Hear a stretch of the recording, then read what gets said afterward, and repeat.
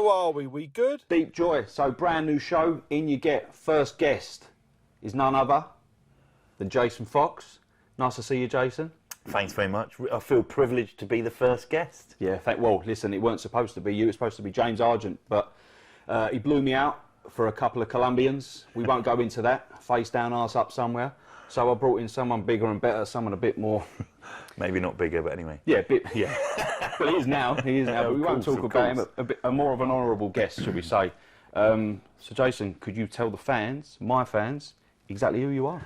I'm Jason Fox. I am an ex-Special Forces soldier, ex-Royal Marine, who finished doing that, and I'm now done a bit of stuff on TV, and I'm sort of revolving around the media world. Nice. Are you enjoying it?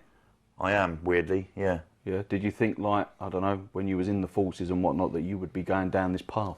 100% no. No, now, mate, I don't know where this came from. But yeah, it's been bonkers. Yeah, you've fallen into a bowl of cocks coming out sucking your thumb, ain't you? I have, mate, yeah. Standard behaviour on my part. So what are you doing with yourself right now, then? Right now, I am mid-tour, so I'm doing a live talking tour around the UK, minus Northern Ireland at the moment. That's a long story. We'll go there at some point. So me going around doing a tour, I talk to a venue with people in it, hopefully. Yep. About my life, predominantly my journey with mental health, actually. But, yeah, nice. Yeah, we'll touch on that. You find people want to get out a little bit more, so they might not even necessarily give a who you are, but they might think, I want a night out. I think that's definitely the case in my case. Yeah, of course. Well, I'm looking forward to coming to watch you at Cadogan Hall. Cadogan Hall, yeah, tonight. Yeah, looking forward to that. Nice. Are you expecting a bit of a decent crowd, a rowdy lot, or? Difficult to say because it's bang slap in the middle of Chelsea. Yeah. Which means I reckon there's a mixture. There'll be a mix, yeah. So I love it when the crowd's rowdy. The rowdier the better, because it does take a bit of pressure off you. Yeah. Because they're performing as well. If it's quiet, a quiet crowd, I'll be sat there and I'm like, am I boring the tits off these people? I'm like looking at them. Yeah. And it depends on where you Fuck go. listen, they've paid their money. They're there. You're Keiko Bako now, so it doesn't matter. Turks and Caicos for an holiday afterwards. But I'll tell you what. Then I'll drop you off because we'll kill two birds with one stone. Yeah. I'll take you to Cadogan Hall. Do you fancy that? Yeah, of course. Yeah. A roundabout way. We've got a bit of time. Yeah, there you go. Right. Well, in you get. Bosh! Deep joy. Check your mirrors, mate. Check your mirrors. I did check my mirrors. I did. And tell me how to drive. I'm just trying to get. I don't tell you how to shoot. Put downs on camera. So, why Cadogan Hall for the show in London? Why? Yeah.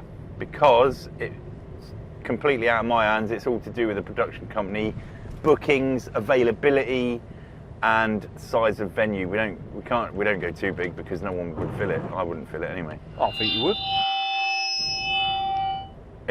We keep a modest sized venue that's quite nice, Cadogan apparently. I haven't been there yet either. Bit of excitement because it's obviously the home venue. Yeah. And it is actually a home venue. Like I'm only 3.8 miles. 13 minutes away. 13, is that what it is? 13 minutes, yeah, exactly. So That's got a few guests coming, nice. Yourself included. Myself included. I appreciate the offer. It was nice. Can't wait for it, really. Is there going to be a beer on tap or whatnot? Everyone going to be lunging and plunging or what? Lunging and plunging. You see, I put a little shout out. Beer on tap? No, you got to pay for it. You cheap. Okay, yeah. Sloane Square prices as well. £6 for a f***ing neck oil, isn't it? Mate, everyone's used to it. That's where they come from. I'm from the east, Essex. Yeah. Cheap plot, bit of red stripe, or a bottle of Lambrini will do me, mate. It's fine. Is the wife coming? Mrs. is coming, mate, yeah. Yeah, I'll say the wife. She comes, she's been on all of them actually, she didn't come to Northampton, and she didn't come to Buxton. Nice. Buxton, did you get any free bottles of water out of it? We did, mate, yeah. You did, yeah? Yeah, the funny thing is with the venues, they, when you get there, water's on the stage, and they take the wrappers off.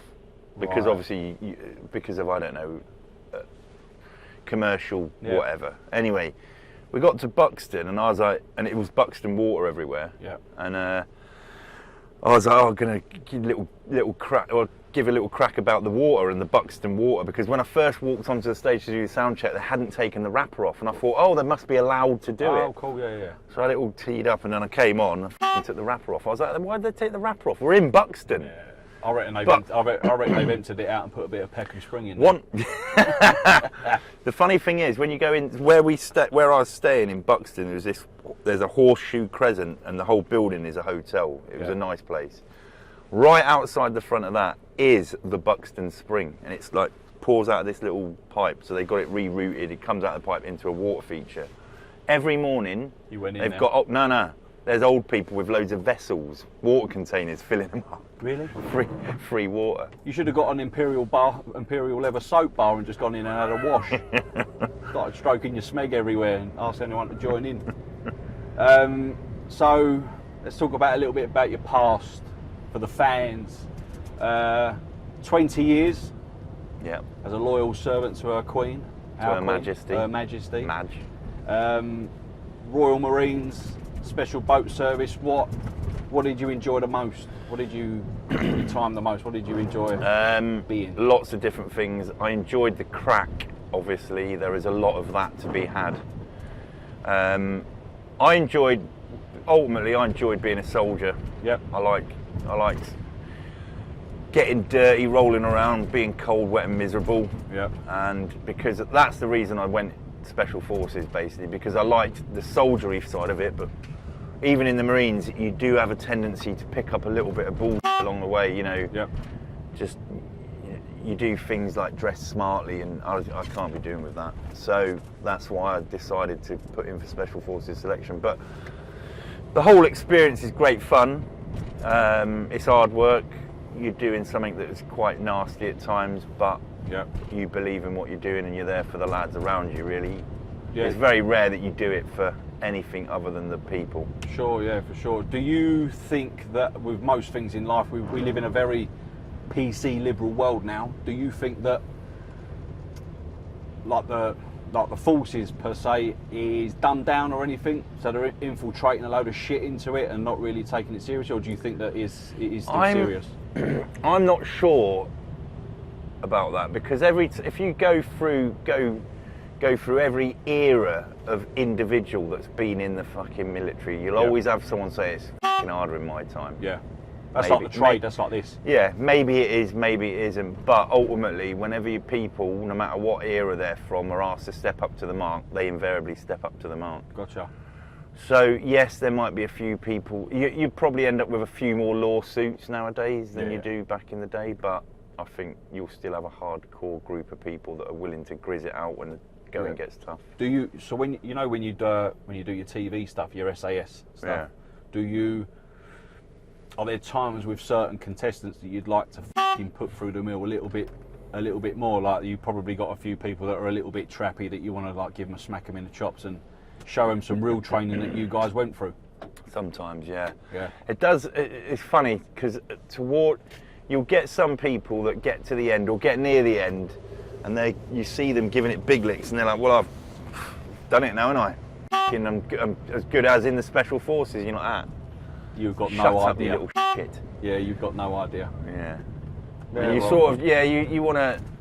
I actually had the opportunity of chatting to one of them once. We were just about to do like a promo venue type thing for the new show that was coming out. We'd just been reunited with some of the contestants or the recruits, and she was giving it large, and I was like, "Do you know all that stuff that you did on the television program?" She's like, "Yeah." I says, "At the end of all those bits that we had you doing, imagine if you had to fucking fight someone that wanted to kill you." She was like, I was like, "Why did you fucking These fucking pricks, they don't realise, do they? I was being out of order. I was just getting a bit. I'd probably had a bad day. You had a few neck oils on you, didn't you? I was getting cranked up, and I was just like, Is it?